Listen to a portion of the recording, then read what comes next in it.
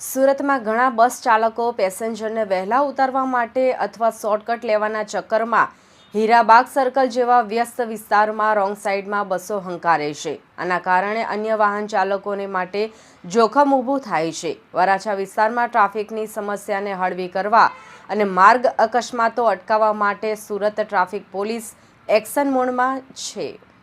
વહેલી સવારે R1 traffic પોલીસની ટીમે હીરાબાગ સર્કલ પાસે ડ્રાઈવ યોજી હતી. રોંગ સાઈડમાં આવતા અનેક વાહન ચાલકો અને બસ સંચાલકો સામે દંડનીય કાર્યવાહી કરવામાં આવી છે. આ મામલે ડીસીપી પન્ના મોમાયાએ જણાવ્યું હતું કે ભારે વાહન માટેનું જાહેરનામું ચાલુ થાય પહેલા જ લક્ઝરી બસો અને ભારે વાહન ચાલકો સરથાણા તરફથી આવતા કતારગામ તરફ જવાનો રસ્તો છે તેમને 50 મીટર આગળ જઈને યુ-ટર્ન લેવાનો હોય છે, પરંતુ તેઓ લેતા નથી, રોંગ સાઈડમાં આવે છે, જેથી અકસ્માતનો ભય રહે છે.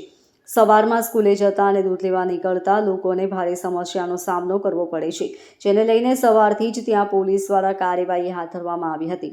સવારે 5 વાગ્યાથી 7:30 વાગ્યા સુધીમાં 48 કેસ નોંધવામાં આવ્યા હતા અને ભવિષ્યમાં પણ આ ડ્રાઈવ ચાલુ રાખવામાં આવશે. ગમે ત્યારે સરપ્રાઇઝ ચેકિંગ હાથ ધરવામાં આવશે. પોલીસની આ ડ્રાઈવમાં ખાસ કરીને લક્ઝરી બસોને નિશાન બનાવવામાં આવી હતી. તપાસ દરમિયાન જે પણ ખાનગી બસો રોંગ સાઈડમાં આવતી હતી તેમને અટકાવીને સ્થળ પર જ ઓનલાઈન દંડ ફટકારવામાં આવ્યો હતો.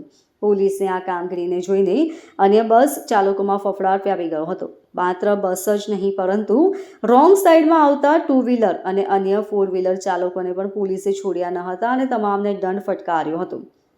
હીરાબાગ સર્કલ એ વરાછાનો મુખ્ય પોઈન્ટ છે, જ્યાંથી હજારો લોકો પસાર થાય છે. રોંગ સાઈડમાં આવતા વાહનોને કારણે અવારનવાર નાના મોટા અકસ્માતો સર્જાય છે. ટ્રાફિક નિયમોનું પાલન કરાવવા અને અકસ્માત મુક્ત સુરત બનાવવા માટે આ પ્રકારની ઝુંબેશ ચલાવવી ખૂબ જ જરૂરી હતી. Bureau report LK star news, Surat.